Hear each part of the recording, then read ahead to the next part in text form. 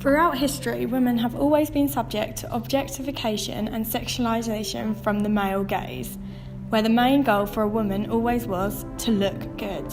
This documentary will look into the treatment young women face today within their social media accounts and address the effect this is having on their self-esteem.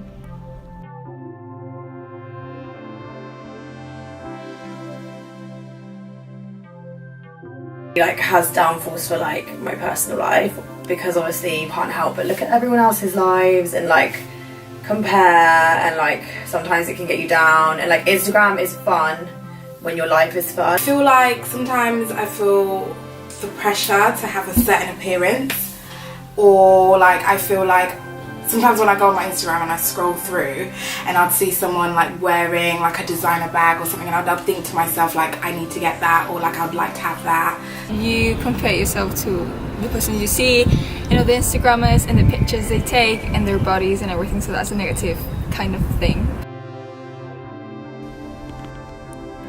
Young people are found to be valuing their worth based on likes and followers, rather than the impact they are making upon their peers, friends and families. Behind us, I feel like it'll be 10 times worse. Even my little sister, who's 10 now, she's probably been taking selfies since she was 7 maybe. Kinda live in a way where social media controls our lives basically, in terms of maybe looks and all this kind of stuff, or trends. We do get a lot of influence from social media, so I think it being the way it is, if social media tends to grow bigger than what it is right now, I do think it will affect lives of people who are growing into this kind of decade, century. Yeah, I do think it would affect the younger generation.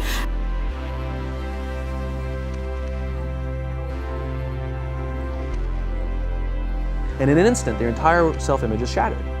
And so you have an entire generation that's growing up with lower self-esteem than previous generations. The other problem, to compound it, is we're growing up in a Facebook, Instagram world. In other words, we're good at putting filters on things. We're good at showing people that life is amazing even though I'm depressed, right? It's influenced majorly by how things look. It's about appearance. Obviously, it's a creative process, it's art, but it's also to look good.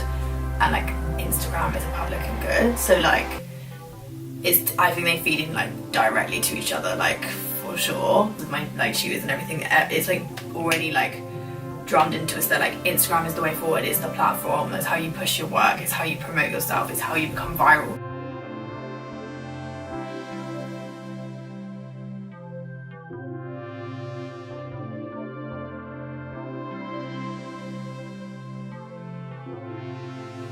Suddenly aware that I had to kind of curate and present a kind of image of myself to the outside world, and it was something that I was totally in control of and that I could stylize. The person I am in reality is a bit more relaxed, chilled out in my sweatpants or whatever. Online it's very much a different version of myself, I think. It gives this pressure because you're without Instagram I can't be a success, but it's another expectation again, because people have been successful before Instagram. If you're working in the digital industry or maybe fashion industry, I would say that kind of plays a big part in you maybe looking successul for maybe a job. Here's how you need to look, who you want to compare with, or just who do you want to copy, how do you want to be. Studies have found people who spend a great amount of time on social media are 2.6 times more likely to suffer with body image. With celebrities like the Kardashians regularly displaying their lavish lifestyles on their social media accounts, it is easy to see why ordinary women feel that they need to meet a certain set of standards within society. You know people are looking at your Insta stories, you know people are looking at your posts. At the end of the day, you want to look good. You don't want to look you don't want to look ugly. You don't want people to think you look ugly. You don't want people to think you're too much. For some dumb reason, it makes you care. It makes you think that people are living a much better life. It seems to perceive that people are living a much better life, and it kind of makes you feel oh, I'm just here going to work, doing the same shit every day, and you see people traveling, going on holiday, doing all sorts. Teens are now admitting their friendships are superficial, leading to teenagers not being able to make deep, meaningful relationships, which in turn will drastically impact them later on in life. Social media validation is addictive and is only looking to get worse as time goes on and social media becomes even more popular.